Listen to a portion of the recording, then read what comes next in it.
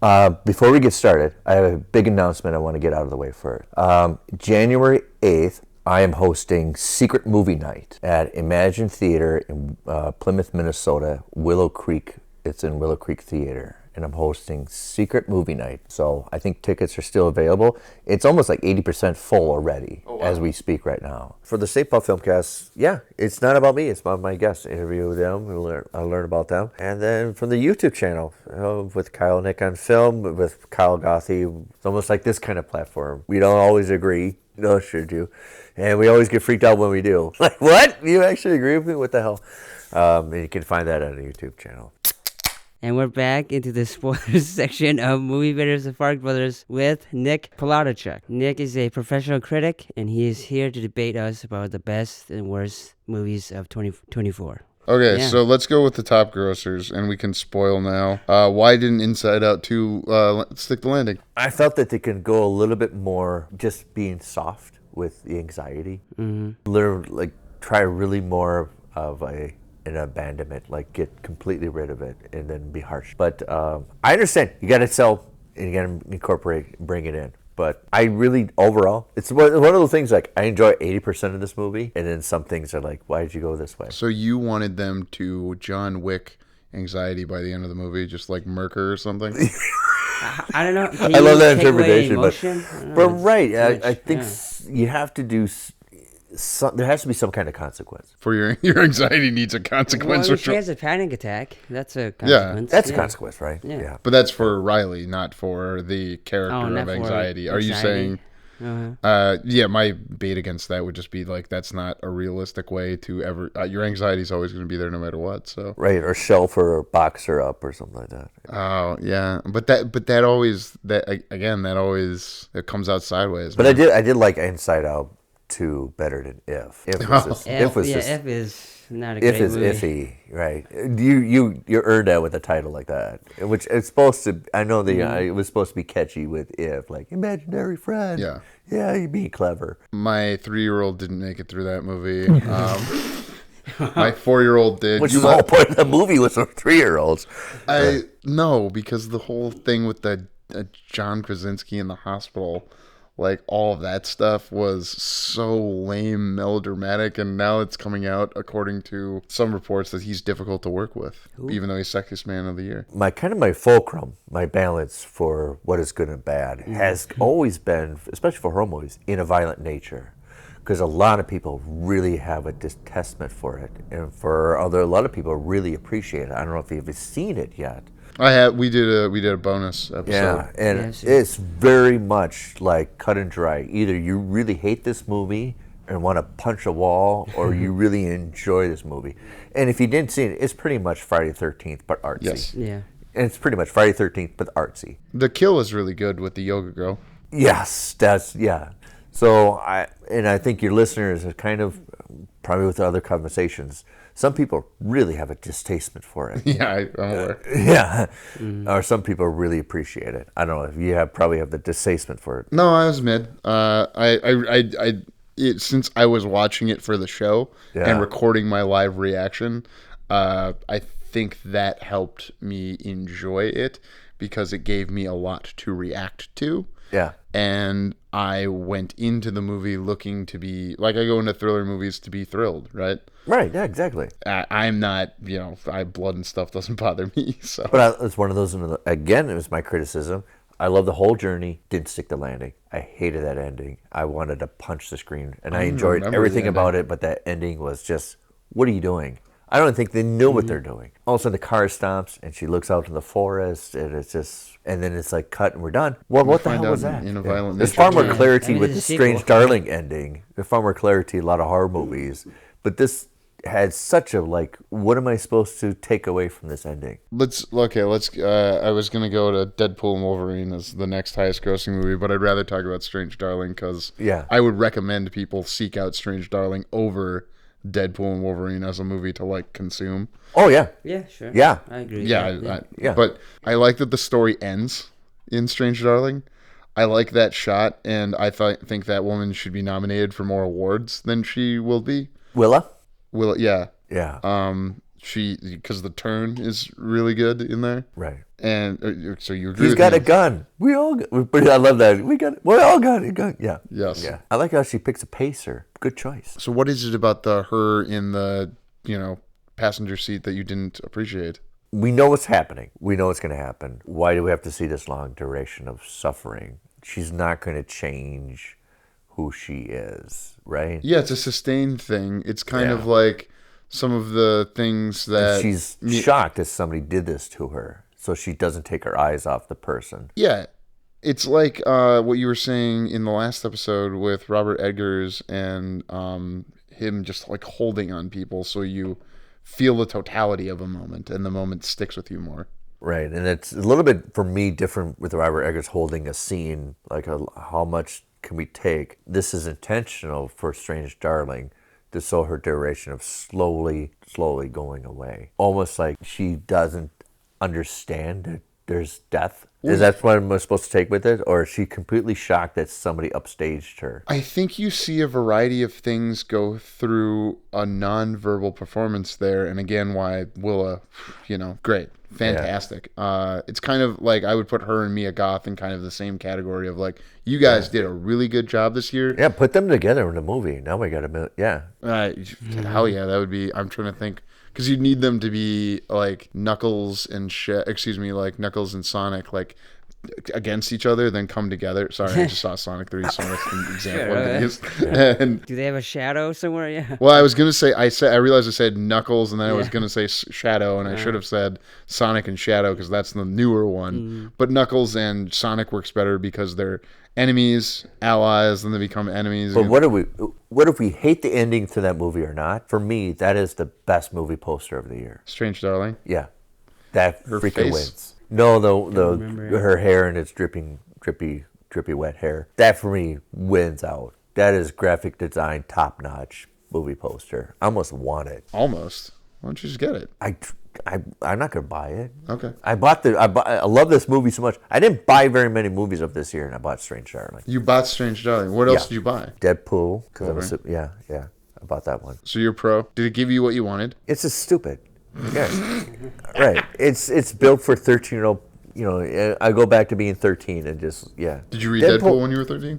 90s? No. I got exactly what Deadpool was. He's pretty much Spider-Man saying the F word. I mean, that's pretty well. That's what it is. He wears red and the bug eyes and everything. And somebody wanted to make Spider-Man and be a little more gross and inappropriate, where Spider-Man can't. And then it kind of morphed into now he's a mutant and stuff like that. That was the whole start of why Deadpool originated from. The younger daughter you met earlier, she didn't read. She had read to her the Deadpool and Spider-Man where they fight Hit Monkey because they really like monkeys. And I can't show them the Hit Monkey show. I was watching it with my wife though, and she's like, "This is a lot better than I thought it would be."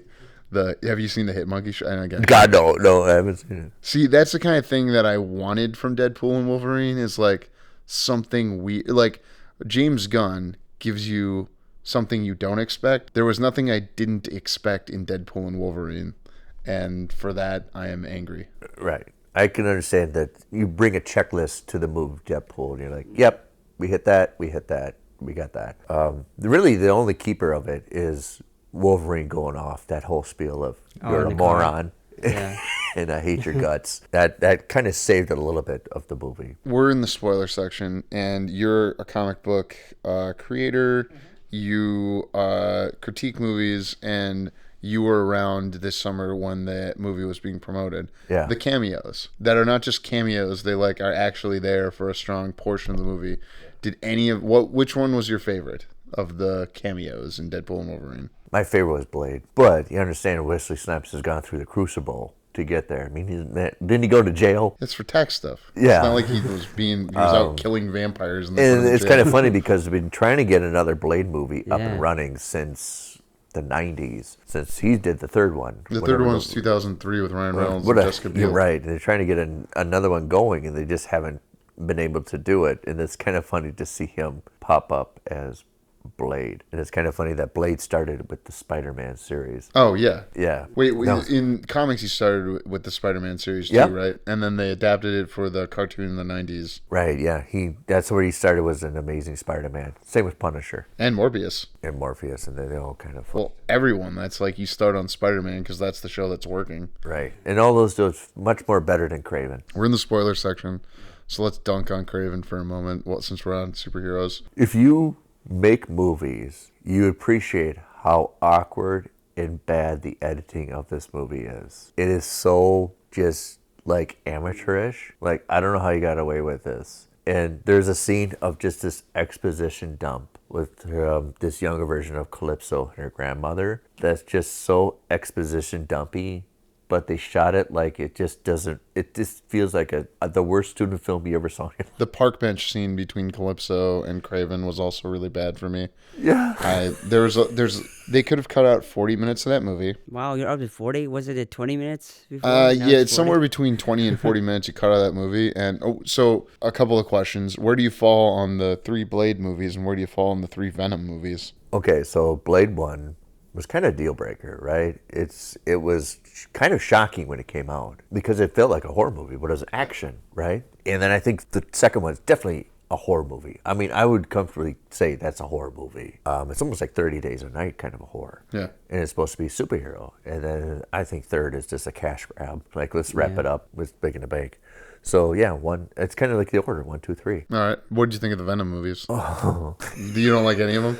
No, they're hard to digest. And it's not because I don't appreciate what they're doing, but I know that what they're marketed to is kind of the 13, 14-year-old superhero, right? I see them as broad. Like the first one brought in normies, kind of. They had Eminem do a song, Venom, Venom, Venom, yeah. Do more of that. Venom, Venom, Venom, Venom, yeah. So, my wife liked that movie, so I don't know. That song's the best part of the movie. Sure. No, I think Hardy's performance is fun. Did you hate Venom: The Last Dance? I assume you had to see it. I have not seen it. I've avoided it. I just intentionally avoided it. Oh man, did you not like Let There Be Carnage then? Either? Noah, I haven't seen that either. Oh wait, Wow. Come on. Surprising. Like once you understand that they're making, I haven't. My nephew, you should bring my nephew. He loves Spider-Man and the Venom things, and he thinks it's almost it's cinematic gold. No. Yeah, it's not without its qualities because I've seen the first one. yeah, I was listening. With Heath Ledger's wife was in it. What's her name? Michelle Williams. Yeah. She's not in the third one. Oh well, She's in the second one though, and for me, it's like the performance Tom Hardy's doing is something special, like the playing them both kind of thing, and playing crazy. There's a lot of mileage for me, and like you're talking to yourself. Like, yes, you ask a question, then you answer. Right. Yeah, but didn't Tristan say that he doesn't voice himself the whole time?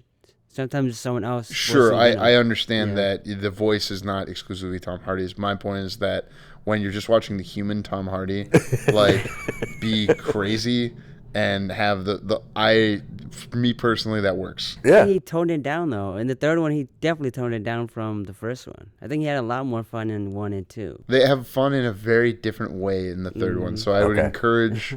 At some point, I would never encourage anyone to do like mushrooms or edibles or whatever, but one could do such a thing and then watch all 3. So this is you speak of mushrooms. I just did this a couple nights ago. So I've never seen My Old Ass, and I watched that. Yeah, okay.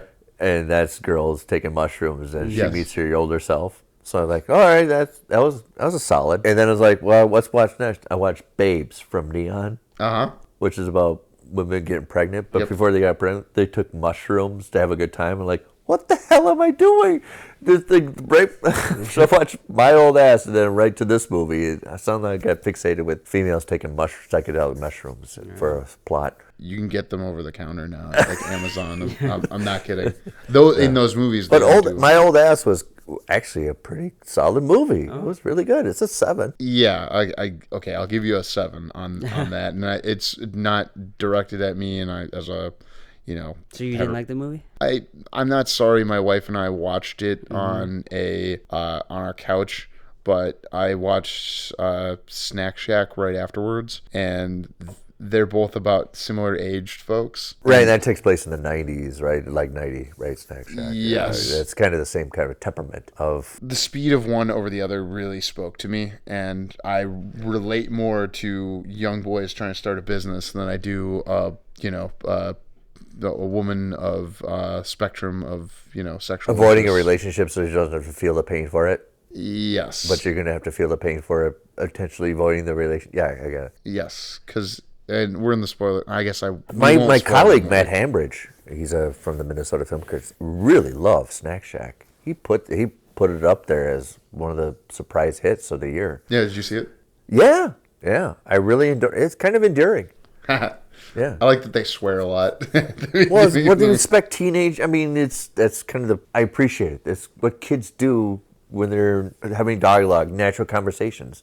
They don't speak, "Hello, father. Nice to meet you." They're like, "Fuck off, dad." Yeah. It was like a super bad. Okay, so from. But they want to make money, so they're running. They realize that making money actually is work. Yes. Oh my God. Well, the one kid's always hustling. The one who was in Saturday Night. I love that kid. Yeah. He's like 23. The one who played young Steven Spielberg last year or 2 years ago in The Fablemans. Yes. You gotta. Yeah. God, you know your movies. Yeah, it's a debate show, not a review show. You gotta know him to debate him. Movie debate show, yeah. What's the next one down on the list? Oh, I know. Wicked. Are you? I don't even know. We had a debate on Wicked. We're all pro the movie, but Yes, but didn't stick the landing for me. didn't Well, stick it's the a landing. Part 1 of 2. You could cut about 5 minutes of that or 10 minutes of that ending. I think as soon as she gets on the broomsticks and sails away, we're done. But you kind of this soft little trail that we need because there's a sequel to this. There's a continuation that you have to wrap things up at the end. But I do like the whole journey arc of it. I like the little Easter eggs that everybody enjoys. I never went to see it at the theater. I never saw it when it was a play. But the whole journey of it was really enticing. I felt that way. I did see it as a play. So did Kirk. He went to Chicago and saw it. Yeah. I saw it on Good time. Broadway. It's not a competition. I'm glad you had a good time. Well, you brought it up anyways. I know. It's kind of jerk. I would not be surprised if it got nominated for Best Picture. Well, but it's it might, so. My argument against. I'm going to take a stance against it now as being a Part 1 movie, and it's greedflation to have one play split into 2 movies. Although I liked the 2.5 hours I spent in that movie and felt that they were good. So I'm not actually passionate about this, but does it bother you that movies are becoming like television? That's just almost like a homework assignment. Right. Not the homework assignment as much as like if you can't tell the story in 2.5 hours, maybe it's not a story. It shouldn't be that kind of story. It should be Right. television. As film critics, we like, oh my God, this is 98 minutes. Yeah, we're gonna get out of here. Right. Yeah. Instead of 2 hours or something like that. I will confess, I didn't go to see Queer recently because I looked up and saw it was over 2 hours and was like, I'm sorry. I like Luca Guadagnino. I watched Call Me by Your Name at home with my wife. That was nice. Challengers in the Dobie and that. That was a very conflicting movie for me, Queer. There were saw it? some things that What were about just it? absolutely fantastic. And I get it. It's a William S. Burroughs movie that we're going to go a little bit cuckoo caca. Okay. This is the guy who wrote The Naked Lunch. We're going to go off trajectory. And it does. When it goes off rails, I think we lost the texture that I really enjoyed when we were establishing and doing the status quo beginning of the movie that I really enjoyed. It's a guy who's a severe alcoholic and he's gay, and it's hard to have a comfortable living that life, even in Mexico City. In the 50s, right? In the 50s, right. And hard how you're comfortable being yourself. And I loved all about that, about him going on this journey arc of finding this drug that's going to open up things and stuff like that. It's like, I like to stick to the struggle that he has to just identify with himself. But it's very poetic. It's very flowing. It's one of those that it's very much a pull. There's a lot of good things I really enjoy about it, but there's a lot of bad things you're taking me away from. I can't bait you because I didn't see it, but Kirk did. Well, I thought they spent a little too long in Mexico. You thought they were the opposite, yeah. I think they could have cut that down because the more interesting part was him finding the drug and having that experience with the guy, his love interest. Yeah. Yeah. That didn't really care for him, which is kind of heartbreaking because he really adores somebody. Yeah. Doesn't, and this guy just doesn't reciprocate at all. You're just like, Oh, oh, the one who got well, I'm away. bored. You can come over. Yeah. Jeez. All right. What did you think of this movie compared to Challengers? Challenge is a little bit better fleshed out story. Yeah. I think this is not from the source material. This is not a completely fleshed out book. I think William S. Burroughs as a book really raced it at the end. You can feel it in the movie. He really raced it at the end. It took a long time with the first act. Where Challengers, I understand where it's going the entire time. I understand all those characters are completely flushed out and identified. What is she cheering at the end? When she's cheering at the end, Yeah, when she jumps up out of her seat at the end of the movie. that no matter what scenario is happening, she wins. I think that's my perception, that even if her husband sucks at something, she still wins because she played this scenario. She played them both, that they're still kind of almost attracted to each other, and she's kind of almost a knife at the side of it. Well, if you want to think about it, if she's not involved, what would these two guys have done if she's not involved with their lives at all? And I think she's totally mixed into being where she is in the middle, watching them beat the hell out of each other. Whether they win or not, she still wins at the end because she's playing them like they're pawns at a game. I've got a bait against that. Kirk, you saw it, I right? haven't seen the movie. Oh, no. okay. Sorry to spoil it, but I'm going to argue that you should have seen it by now. You're a film debater, for gosh darn sake. She turns down brunette hair when he's so audacious to ask her to coach him, and in your that whole spiel, like you're over it and you haven't come to terms with it. Yeah. So what I interpret the ending as is that she is happy her husband got his groove back and like found his inner animal again, because I'd prefer the version of the movie where she's not conniving the way you describe. Yeah. So you can see her fidelity to her husband in turning down the offer to coach this guy up.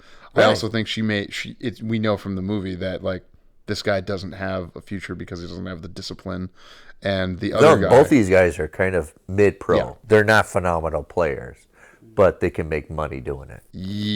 Yeah, and I that's a world that I don't understand exactly, but it made me interested in tennis, and you could not have gotten me to believe that I would be interested in tennis to this level of, caring, I guess. And I like her breaking her leg. That was really good.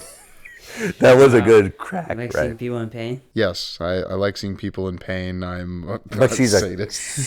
she's a constant manipulator, and she's a manipulator even to herself. I think she's even gaslighting herself. I think she's gaslighting Even herself to what she main goals. Remember, she's really is attracted to the other guy. The other guy. She won't admit to herself until the very end. I think that she has, like, the other guy puts on more of a full court press onto her at the beginning, and that's why he gets her initially. And then what do women say they want? They want a nice guy, they want a funny guy. The other guy is nicer because he's there for her when she needs him, and that's why she's there. My whole crux my main thesis for that whole movie Challengers was all three of them are not accepting reality. They think they're phenomenal in everything they do, and you understand you are pretty much okay people, okay players. You're not really these all-Americans. You're not fantastic no matter what you think you are. I'm going to go to the gaslighting point and then get to the greatness of America point. All right. So another way in which I don't think she's like gaslighting is that those guys come on hard to like, hey, come in, hang out with us in our hotel room. And she does go. Oh, the whole waiting period of, waiting. Yeah. Is she going to come? Yeah. That was hilarious. And then what she gets them to reveal about themselves is hilarious. Like that the one taught the other one to masturbate. And then her, And then get them to make out with each other. You see, I don't. Is that gaslighting though? Or is that Yeah, I don't think she's. That's why I'm arguing against you. manipulating. I don't think she's being manipulative. I think she wants to have a good time. She is a young, seemingly heterosexual woman who has two guys coming at. Like, this is way more interesting to me than any of the 5 Twilight movies. At least that, When I reviewed it, I always thought about what's not being presented. So there's no love really presented. There's no enduringment. There's always this kind of where it's almost like a chess move. Like, are you trying to coach me Remember, she makes out with the guy in the hotel room, and she's stretching like, I really don't need you anymore. Just get out of my life. Is she playing him? It's almost like a David Mamet script. Like, what are we saying here is actually authentic, or are we constantly manipulating people to what we want, or are we lying to ourselves the entire time? A line I've written that I stand by is that anything's manipulation if you think about it hard enough. I give her some grace earlier in the story, and I like that it jumps around between when they're, they are children when they're 18. I see people who are like 15 and 20 as like, when you're 18, we treat you like an adult, but you're not an adult. And you're not really adult. Like, your brain doesn't stop forming until you're like 25, 26. And so we're seeing those people before that point. So I wouldn't call her a manipulator, and I'd hesitate to do that simply because they invite her into this situation. And then she, presses the stop button when she's like, no, I'm not down to have sex with you guys, but clearly you were willing to kiss each other because you're so horned up. Right. This is my defense of women, Kirk. I don't think that's what I was just arguing, but sure. Moana 2, are you yay or nay? I haven't seen it yet. You haven't seen Moana 2? No. Despicable Me 4. I haven't seen that one yet. I've seen both of those because you met my... You have kids, right? Yeah. But I also went... I saw Moana when I didn't have kids, and watched it again with my wife because it was around the time I met her. Yeah. And I think I introduced it to my kids, but it turns out I was not unique because it was the most streamed movie last year on Disney Plus. Get out of here, really? Yeah, that's why they had that data going, hey, that's why we're gonna make a TV show, and let's turn it into a movie. I wish I didn't know that going in. You think it would have been better as a TV show? No, I think it's always better for Disney to release movies in theaters and then 6 months later put it on Disney Plus. And what they're probably going to start doing in the next couple of years is cycling what's on Disney Plus and put some of it on Netflix to get different reaches. And windowing is how you make continued money on movies for 25 years. Did you like Moana 2? I think I like Moana 3 better. I would agree, because Moana 2, it does set up a lot of stuff for a sequel, for sure. Okay. Yeah. The middle story, I want to say. I don't like and I don't think we're going to have bait here, I don't like the arguments about the music, like, oh, it's not as good because... Hamilton wasn't involved. I like the songs in this. I thought they served their function. And for me, in a musical, my rule is and this isn't my rule, I think this is the definition of musical. If when they're singing, they're moving the plot forward, then it's a musical. Right. Where if the music does something the dialogue cannot do. Yes. So that's my argument for Joker Folie Deux, is that they're expressing their emotions in a way. It's like a Family Guy cutscene that gives you a view into their internal lives, or what he interprets his internal life to be. And that gave me a new, put new hair on that ball for the Arthur Fleck character. I know it's dumb because he's wrong again. He goes through and he has the reverse relationship with Zazie Beetz that he has with Harley, or Lee, is I think what they call her. One thing I do enjoy about the Joker movies with Arthur Fleck, every interaction he has with anybody else does not help him. It does not help his cause. There's nobody that says, time out, let's get you right. Everybody that interacts with him wants something for themselves. Whether, hey, kiss that guy and so that I get a laugh or something like that. It's always for their own reaction. Nobody gives a crap about how he feels. Push back. The social services worker in the first one who helps you understand that no, the social services has been rolled back, so that's why we can't get you what you need, Arthur. I guess you could say she's not really the start of it. As soon as that happens. Well, and then you have the lawyer. You have Catherine Keener's character in this one. She's the bleeding heart lawyer that's there to help him and thinks that he, has an insanity plea. So there is somebody that is there, with their own sense of altruism. Let's say the defense attorney and the social services worker are good people without pure intentions to help him, right? The lawyers, you could justify the lawyer because she's going to make money. I mean, that's her job. Yeah, but she went into that job because she's a certain type of person. Maybe this is me. You work in education, so I mean, aren't you an altruist to some degree? Well, yes, yeah. We work in a world where we're worried about the rat shit in the corner while there's a gigantic elephant shit in the room, right? But we want to talk about the rat shit in the corner more. Yeah. Whoa, give me a deeper dive on rat shit and elephant shit and how this relationship with the Joker. Well, it's almost very similar how we work with public education. It's constantly, and I've many years of, let's talk about the rat shit in the corner. Well, we got this gigantic elephant shit in the room. Yeah. Okay. It's easier to deal with the mess, all that stuff, but we have this big thing and we'll just work around it. And it's a great, it's almost kind of a metaphor with the Joker, I think. We have this big problem, but let's handle the little steps. Let's handle all the little stuff and then. And just to be explicit for the Joker, the elephant shit would be the macro lowering of social services to address mental health, and then the little shit is Arthur Fleck. Like, well, he went crazy, so let's deal with him, and he's the rat shit. But the broader programs, systemic problems that we have to deal with. Yes. Okay. Yeah. No, and that's how my interpretation of what their intention with the Joker is, and that's I have some affinity for systemic critiques over individual critiques. It's the same kind of thing that they had the dialogue with the substance. It's a systemic problem of beauty and gotta stay younger in TV, or is she manufacturing herself like gotta stay this way, or is it the world of the culture of you gotta maintain it? And the same thing with like Joker. Is it the problem of, is he always going to be delusional, or there's just no resources for him to go to get the help, or are we encouraging this? Are we getting a rise out of it, of him masquerading with this makeup and going around saying these things? Well, sorry. Yeah. Oh, go ahead. You've given me a bait though for like Brendan Gleeson's character through some sort of it would seem altruism. Like he's developed an affinity for Arthur Fleck. Yeah. He takes him to the music class, and maybe there is some argument for Arthur Fleck would be less of a problem for society if he just had music classes. Not to be like so trite as to say that would fix everything. Some kind of outlet. Mm-hmm. Right. And they talk about that with public education, is that we always deal with the rat shit of like arts education and cut that shit, instead of like, well, wait a second, why are we this is a multiplier for the success of these children, usually because it helps them build confidence in a way that you can't like evaluate, let's say. I don't have a bigger thought there. But just that I disagree with you that Brendan Gleeson was an altruist for part of the movie.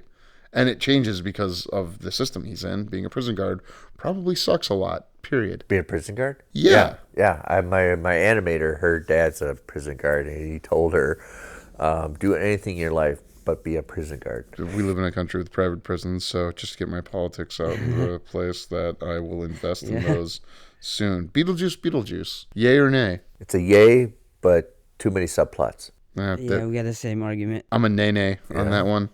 Even though I'll show it to my kids because they watch Beetlejuice 1. Missed out a great opportunity for a joke that was 30 years old. You should have started the movie, he's still in the waiting room. Yeah, that would have been cool. He should be still in the waiting room, and then you start the movie with, ding, now you're called, and he's aged and everything.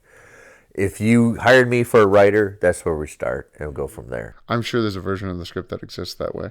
Yeah. Because of how many versions they went through. But yeah, not a lot to say there. I like the aesthetic of Tim Burton. I hope he gets back in the saddle or whatever. Just way too many subplots. Here's my argument against Beetlejuice, is that we're going to get Beetlejuice triple lit because Beetlejuice did so well. You think, really? Yes, okay. It did well enough domestically. Well, okay, so that's actually a spoiler conversation, is why are Wicked, Twisters, and Beetlejuice not doing as well overseas, whereas they did very well domestically? Because it's pretty much Americana, right? Yeah. It's pretty much for America.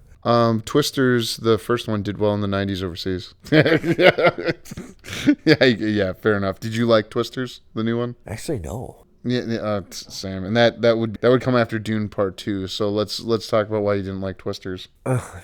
It felt like playing a board game. Oh, we go to the next step and the next step, and then we're at the rodeo. Well, it's going to start up again, and it is. Oh, we're in the movie theater. We're start up again, and then we have this. It just felt like Michael Bay directed this movie. It just felt like Michael Bay directed this movie.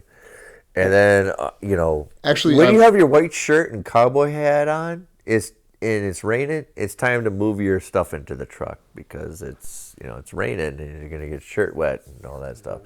It just felt like a GQ magazine moving through the motions. You've given me a bait point, is that I think Michael Bay would have directed that movie in a much more entertaining way than Ambulance is a great... I doubt it.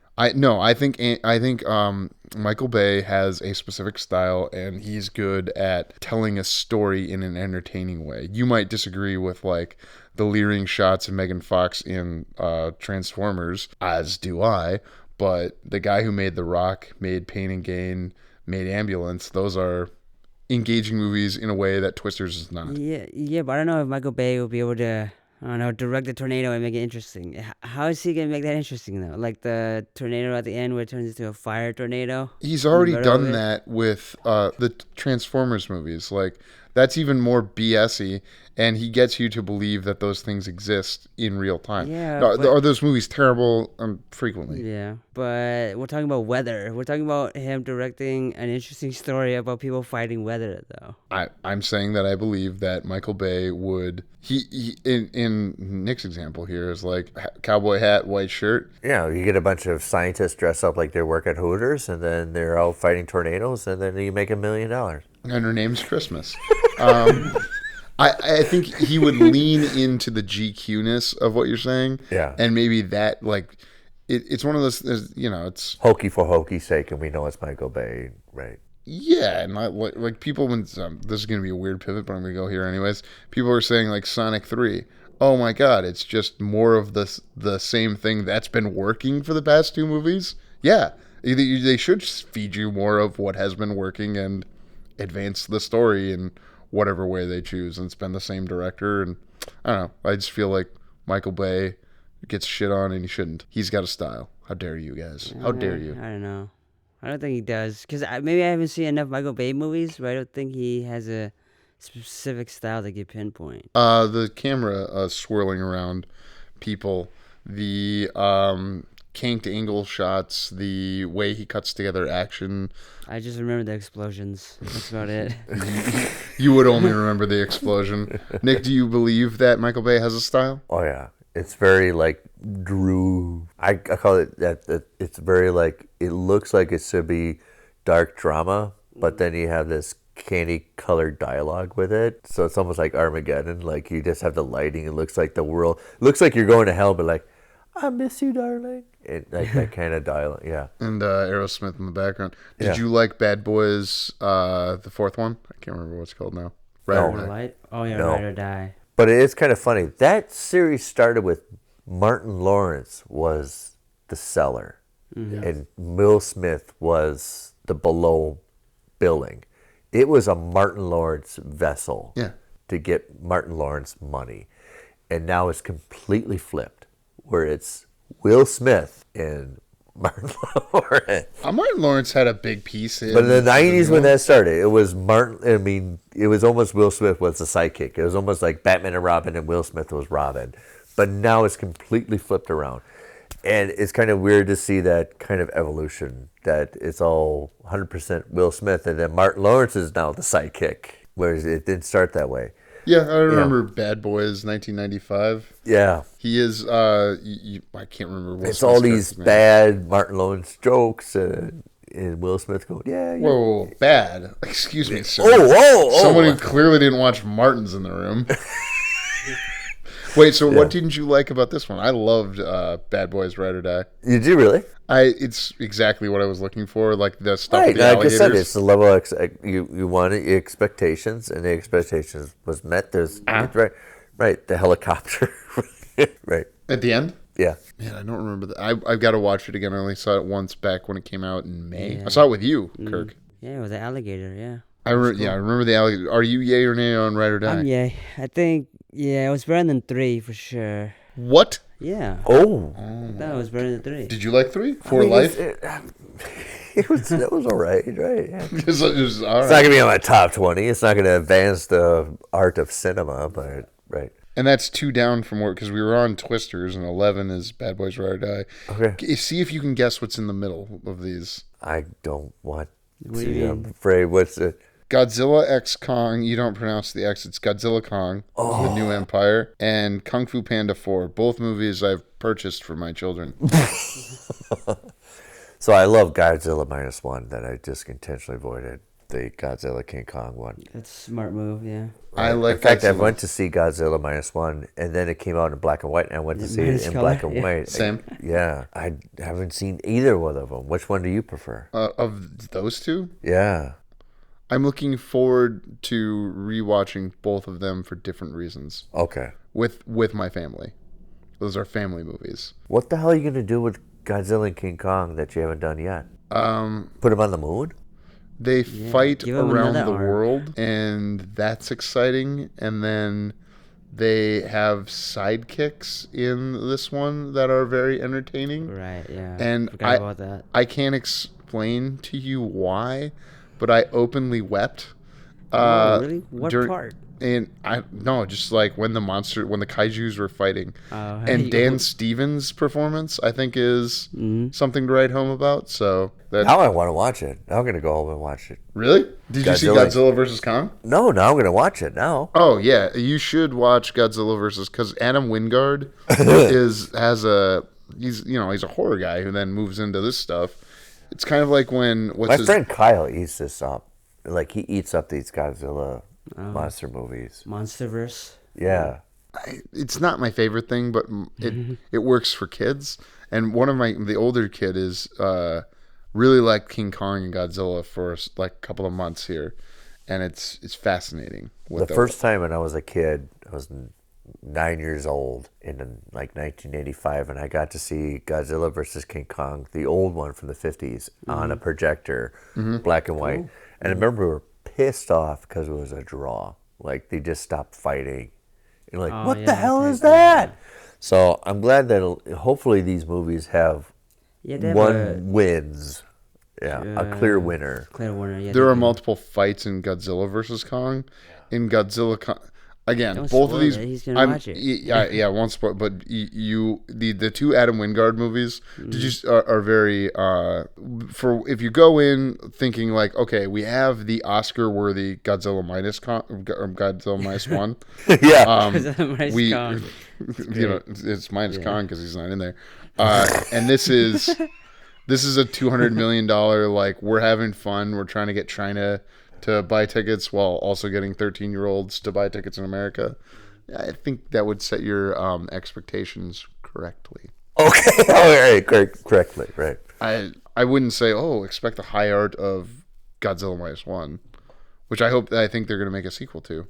Yeah, I think so. I mean, with the ending like that, I think they're going to definitely make a sequel. It made money, so. I have to say, my friend Kyle was absolutely wrong, because I said this is going to win Best Special Effects. And he's like, that special effects is not good enough for that. I was like, that's the whole point of special effects, is not knowing what it is. This is fantastic special effects, and it won special effects. I was very happy about that because do you have the disc? Is that a movie you bought? He actually bought the disc after Okay, because the 4K one? Yeah, that comes with special features about how they made it. Because that was a December movie. See, that was almost a this year movie, Godzilla -1, because of the re-releases that came multiple times this year, black and white, and then the re-release recently for the 70th. Freaking love that. The reference kind of almost very Godzilla, Jurassic Park beginning kind to it. And then you have very much like the Jaws kind of aspect to it. Right, the boats. Yeah. So why don't we try to end on what's a recommendation that people might not expect from me? Well, just in general from top. I've pulled up my top movies of the year so that I could. Same. We've talked about Snack Shack, we've talked about The Wild Robot. You mentioned Alien Romulus. That's in my top 5. You said it's your top 10. Yeah, I'll throw out there. I don't think a lot of people have seen The Wasp with Natalie Dormer. The Wasp. I think you find it on Amazon Prime. And she played Moneypenny in these recent James Bond movie. I'm missing her name. Naomi something. Harris. Yeah, she was nominated for Moonlight. Okay.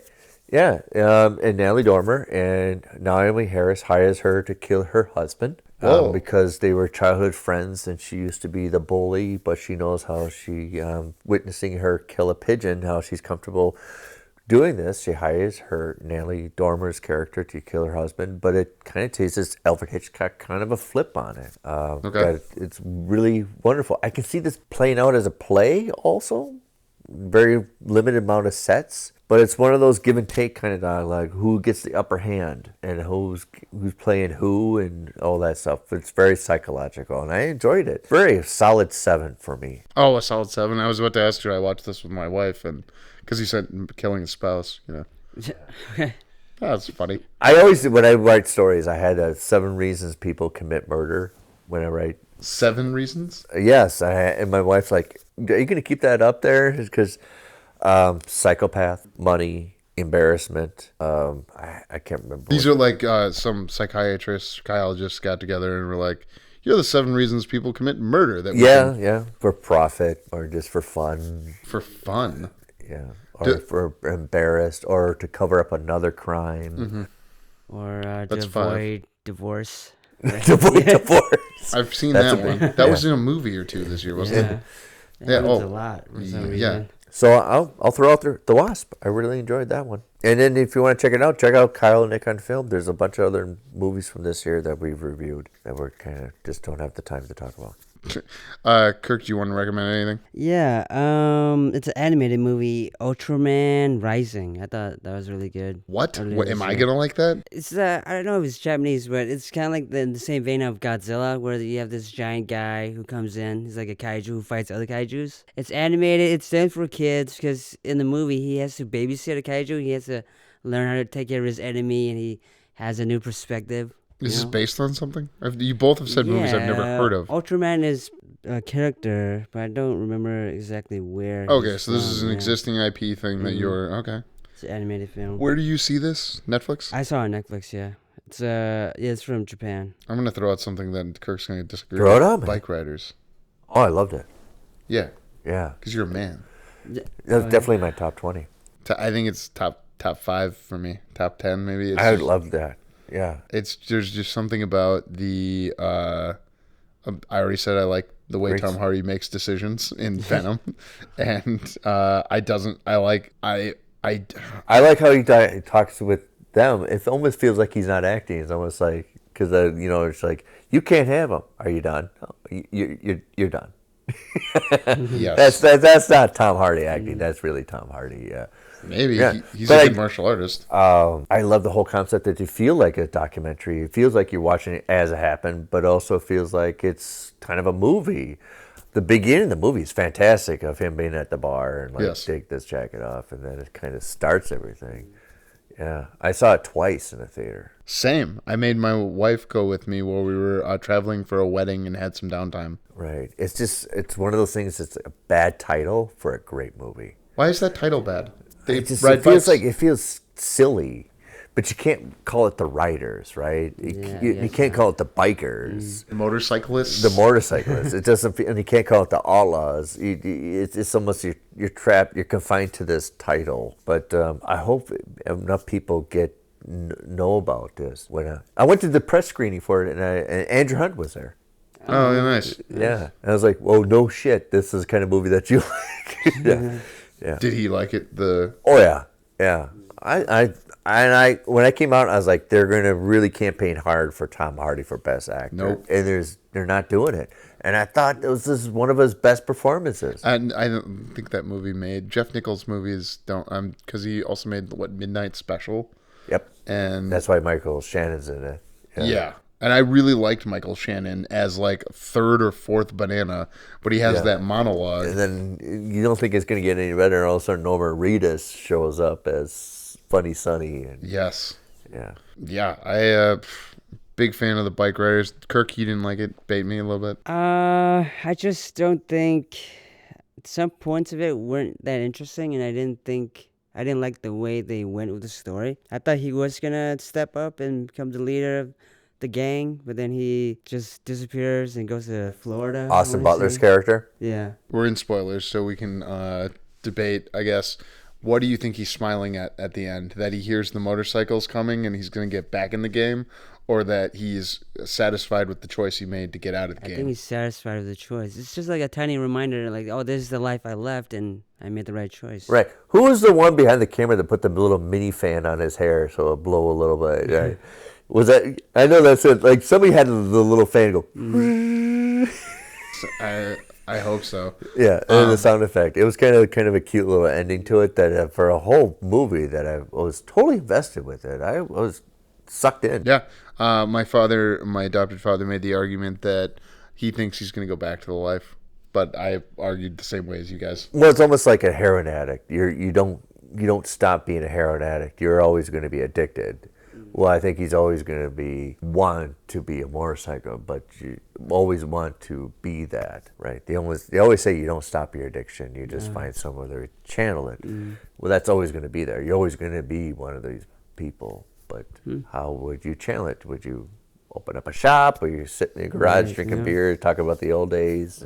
I guess towards, just to make the argument that I didn't have for myself, what happens to Tom Hardy, you could say that that's why he's going to stay and be happy, but you could also say that that shows that even someone with the addiction, like you're saying, like Tom Hardy had, like Austin Butler's character must have, has to go back. So when he hears that, maybe not today, maybe not tomorrow, but someday, for the rest of his life, he's going to think about becoming a bike rider again. Okay, let's each do one more to end it, unless you got one.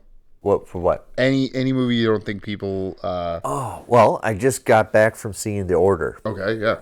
Fantastic. And it's a great lead-off. If you love the bike riders, Order is in that world, or maybe even better. It's really, really done fantastic. And Jude Law I watched it, and Jude Law is the lead. He plays the FBI guy. And I constantly forget that this is Jude Law. I mean, he totally just gets lost in this character. He's doing an accent, because he's not doing his British accent. He's playing and it's based on a true story that happened in 1984 of this stray off people that left the Aryan cult to start this offshoot called the Order, of these white supremacists who do these violent crimes and terrorist acts in Washington. But I was totally encapsulated with this, and it's shot really well. Stars Nicholas Hoult. Yep, I've heard good things. I want to see it. It's been out for 2 weeks. Very gritty, Okay. almost like Bike Riders gritty. Is it? It seems like it would be more action packed and more. Very much. Okay, man, it pays off with the action. Okay, and it pays off with the intensity. And I told it, it's one of the most palpable films I've seen all year. I felt this, and it's enthralling. Something that's not a cartoon, Kirk. Come on. Something. Oh wait. No, were you gonna say cartoon? No. Were you gonna say Robot Dreams? No. Everyone should go watch Robot another Dreams on movie Hulu. that you see on Netflix. It's called Humane. People are trying to fight the climate crisis. So what they do is they enlist people, and the enlisted they unalive themselves, and you have to volunteer to do that. But then your family gets like money. So this story focuses on a family that's thinking about doing it. What? This is a real thing that happens, or something within the universe of this movie? Something in the universe of this movie. Okay. Yeah. And I thought it was really good. It's a horror thriller. Damn. Okay. Another movie I have not heard of. And off my radar. I've never heard about this. Humane. You saw it on Netflix. It came out this year? Yeah, 2024. All right. Sorry, that made me think about the person that lit themselves on fire over the war in Gaza, and how quickly that went away in our popular culture. We mentioned Flow. We didn't talk about Late Night with the Devil. Where you at on that? Yay or nay? If I had to put a top 10 of horror movies, maybe it's like 9, 10. Okay. It'd stick the landing for me. Interesting. Also, and my criticism of on my YouTube channel, that is not enough smoking to convince me it's 1978. For God's sakes, in between a commercial break, the kid should be digging in the ashtray for a cigarette. I think of things that are at the top of my list. Yeah. Anora and I Saw the TV Glow. I'm just curious what your quick take on People are really captivated about Anora. I just not part of it. I feel that it's one of those that really work well in a film festival. It's really refreshing to see, but mass consumption, I think it just lost out. That's kind of my take on Anora. It just feels like it's refreshing to see at a film festival. It's completely different. You get this fairy tale, and all of a sudden it goes on a different path. But the Stripper with a Heart of Gold, We've seen it 1,000 times. It's almost like the hitman killer that's can't kill anymore. We've seen it 1,000 times. Yeah. Okay. I thought it was 10, 15 minutes too long, but I don't think she's a stripper. Well, she's a stripper, or excuse me, an exotic dancer. Exotic dancer. Yeah. I don't think she has a heart of gold. But at least not in the sense that people usually mean that. yeah. But I understand the concept of the movie of you get wrapped up in delusions and all of a sudden reality hits you in the face. Do you think it's going to get the awards? I think it's going to get nominated for original screenplay. Oh, you don't think she's going to get... Mikey Madsen? Yeah, nominated for Best Actress? I feel like she's got to. You think so? Yeah. I don't know. Feels... I think I'd be willing to take a bet with you right now on the show. All right. All right. What's the bet? For an Oscar nomination, okay. I'll be a little bit surprised she gets the best nomination. We got to make it like a podcast bet, though. Like something like someone's got to go the other guy's podcast and like say grovel. You can come out. You send an audio bit and I'll put it on my podcast. So yeah, whoever wins gets the trash talk the other guy on their podcast. You can send me an MP3 and I'll put it on my podcast. Yeah, Nick was a moron, not knowing that. Yeah, I wouldn't call you a moron. I'd just say you didn't see the beauty of what everyone else saw and better things. Right. I saw the TV Glow. I know Paul Schrader says it's the best movie of the year, and I understand the nostalgia of a television getting wrapped up in it. I just didn't feel it. Okay. And I watched it. I went back, even started a little bit of it again. I just didn't feel it. I very much feel the like falling in love with a TV show and how you need to not let that be your identity. I also understand that it's a very specific personal story for a marginalized community, and I think it's good anytime something like that can be more universal because of how I related to it, and I'm not a part of that community. Yeah, and like I said, great concept. I love the story. Cut about 20 minutes. You might be correct. Yeah. What do you think the end means where people can't hear him, and then when he sees the glow inside of himself? It's almost like you feel like you have the power to get rid of your addiction to become your own person. And I'm kind of stuck on the word addiction because we said it all the time. Or your obsession or something you feel that you need rather than self-fulfill your own. I'm going to key you up to end the show by enticing people to listen to the interview, but I'm just going to put out there that I have an addiction to movies, and I know that I can never get rid of it. And I'm intending to. I think you're in the right place, Cal. Yes, Movie Bate podcast. No one's going to debate me on whether or not I have an addiction to movies. No, we're not going to debate that. Okay, so Nick, thank you for coming on the show. Please entice people to listen to what will be the first thing we recorded, which would be the interview. For the St. Paul Filmcast, it's not about me. It's about my guests. Interview them. I learn about them. And then from the YouTube channel, with Kyle and Nick on Film, with Kyle Gothy, it's almost like this kind of platform. We don't always agree. No, sure do. And we always get freaked out when we do. Yeah. Like, what? You actually agree with me? What the hell?